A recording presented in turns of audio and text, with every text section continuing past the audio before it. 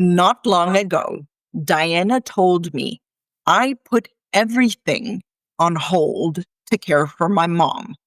But in the process, I left my own kids by the roadside. Maybe you have felt that tension.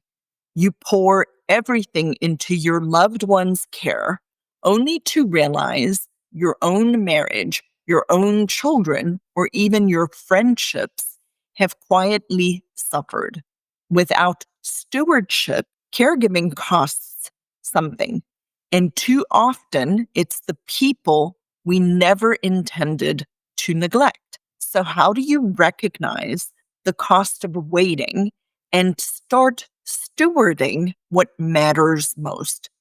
Hey, Christian Care Companion.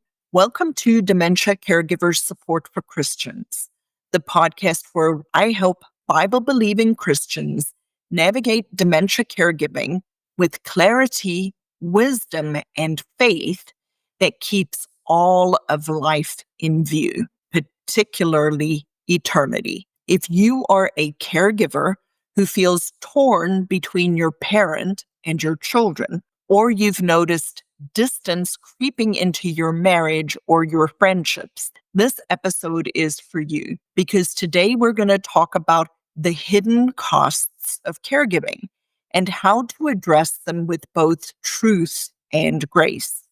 But before we begin, I want to invite you into our new Christian caregiver community.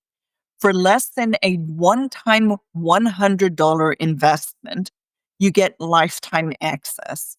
That includes a monthly Ask Me Anything call, a regular monthly prayer meeting where we carry one another's burdens before the Lord, a curated content library where you can find exactly what you need, and the chance to ask me questions in between. So you are never left guessing. This is stewardship in action. It is a practical, faith-based support community, a community of Christians looking for steady encouragement for the season that you are in. And here's the thing. I'm looking for 100 Christian caregivers to join before the end of the year. If you are among the first 100, you will receive as a bonus a personal 15-minute welcome walkthrough with me. After that, the doors will be open, but the walkthrough bonus will close. The link is in the show notes below. And if you're not quite ready for that, you can still join our free monthly workshop on Saturday, September the 6th at noon.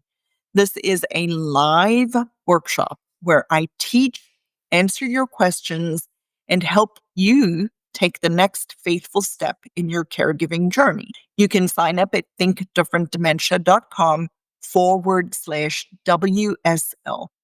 Either way, don't continue to carry this on your own. So now let's hop into episode 282, which is a dementia caregiver support in action episode with Diana, where we are going to discuss how caregiving impacts your other relationships and what you can do if you have noticed this is where you are. So let's hop into today's episode. Diana, let's say it's 6 months from today and things are easier in your caregiving journey. What would that look like for you?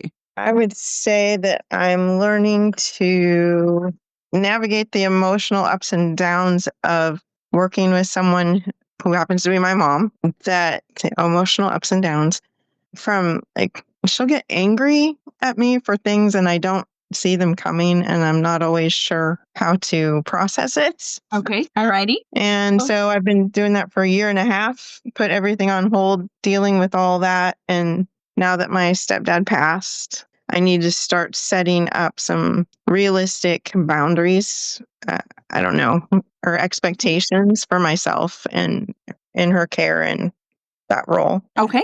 That is wonderful insight. And what would you say is getting in your way of achieving that? I would say just knowing where to start. Okay. When Um, you say knowing where to start, is that knowing where to start setting the boundaries? Is that knowing where to start about learning how to navigate the emotions? Is it mhm. learning how to communicate better with your mom? Which do you think? I think the communication's big with my mom, and then I have 3 children, adult children. And so I've really kind of left them, feels like at the roadside.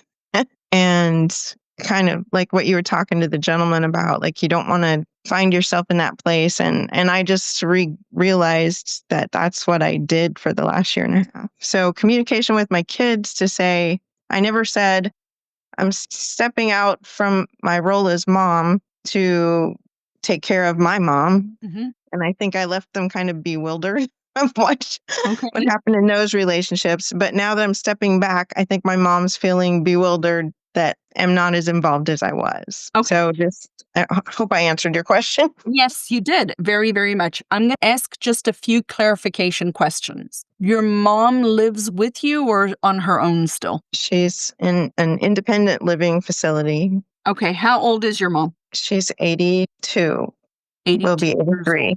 Now, the independent living facility, does that have an assisted living? And is it a continuing care retirement community or is it just a Yes. Okay, so a CCRC. Does your mom have the assets to provide the continuing care should she require it? Yes. Okay, good. And it sounds like your stepfather recently passed away and you kind of are stepping back. The stepping back part, is that because she just after he passed away went into the independent living, or the stepping back is because of other reasons? Because he was ill and then in a nursing home, I would take to go see him. And so I was one of the people that helped maintain their connection. But now that he's passed, and then there was a month, I think, when he was sick, and then through the funeral, and then after that, we were continually with my mom. I understand. And then she got overwhelmed, I think, with so many people in her life that she asked me to step back. Okay. Do you have siblings? I have one sibling, yes. Okay. And last question, how long since your stepfather passed? It'll be 2 months, the 1st of July. Mhm. I'm very sorry for your loss. I know that's very, very recent still. Thank you. Before your stepdad passed away and before all this last little sprint, how involved were you with your mom, first of all? And second of all, does she have a diagnosis of dementia? Mhm.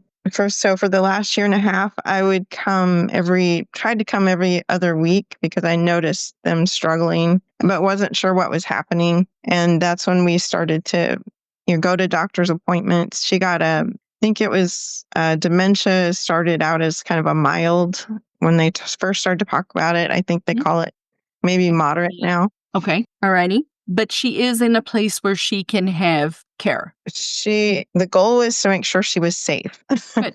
Well, she is safe. And she is safe. Right. But the emotional part is where I was noticing the gaps. Okay. Are you talking about your emotions or her emotions? I get emotional when I would realize that she wasn't able to be as independent as I Okay. think. Or she'd struggle with little things like the TV or her CPAP or, everyday things. So, what I hear you saying in essence is you're struggling with the changes that you're seeing in your mom. Hmm.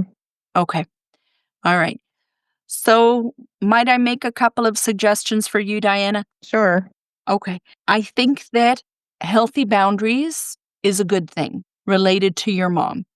And I also recognize that if she does have a diagnosis of dementia, that she is going to continue to need more and more assistance over time. So the question right now, today, in front of you is, based on where she is, and this is a rhetorical question, is she still appropriate without your stepfather's daily sort of guidance, because he likely was her thinking?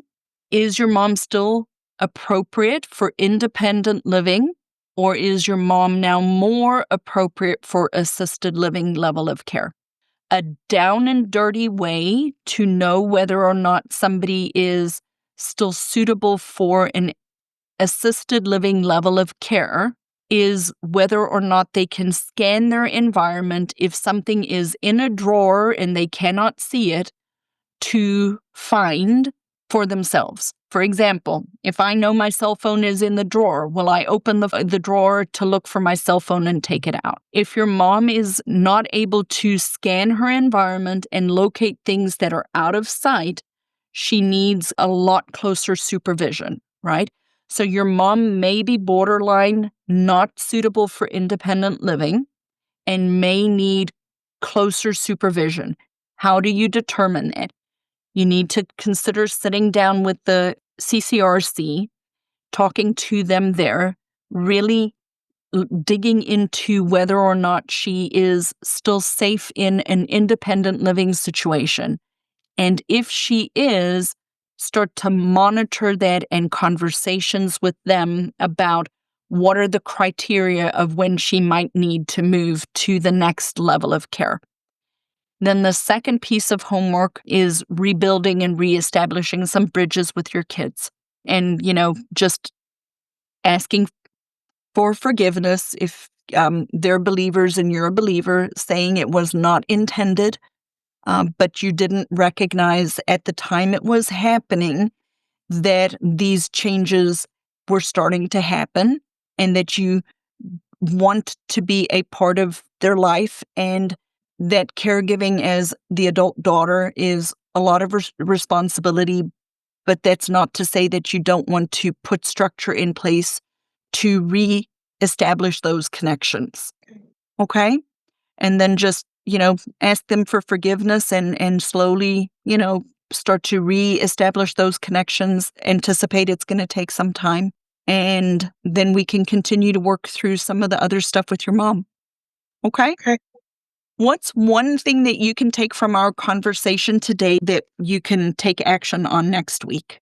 I can work on, I guess, really think about and ask the Lord, what do those conversations sound like? Okay? Um, you know, give me the right words. Absolutely. I pray it's somewhere and I'm tired, so my brain is not working as well, but um, let the words of my mouth and the meditations of my heart be acceptable in your sight, O Lord, my rock and my redeemer, Mhm. right? And if your kids are believers, just tell them, it was not intentional, but it was just you were not aware how much it had taken from you, and because of that, you weren't necessarily putting structures in place to ensure that those other relationships did not fall by the wayside. Okay, Mhm. these are Okay. things that we can fix. Okay, All right. well, Thank Diana, you. I really appreciate you coming. Thank you so much for being here. People who are really benefiting from the community are the people who joined earlier on before Yeah. they need it, and Yeah. and that have been active and are participating in the community, because then they already know what questions to ask and they have a place to come, and they're not constantly wondering, what do I need to do? How do I need to do it? So people listening are interested in tapping into or learning about the community. I'd invite you to just go to the website, thinkdifferentdementia.com. There's a link for you to schedule a 20-minute call. There's no pressure. I'll serve you regardless of whether you join the community or not. But it is a way for you to take this relationship a little deeper, a little bit more hands-on support, because really the research also shows it's longitudinal support over time. Absolutely. Yeah. For sure. I would highly recommend Lizette. She's awesome. Tracy, I appreciate that endorsement.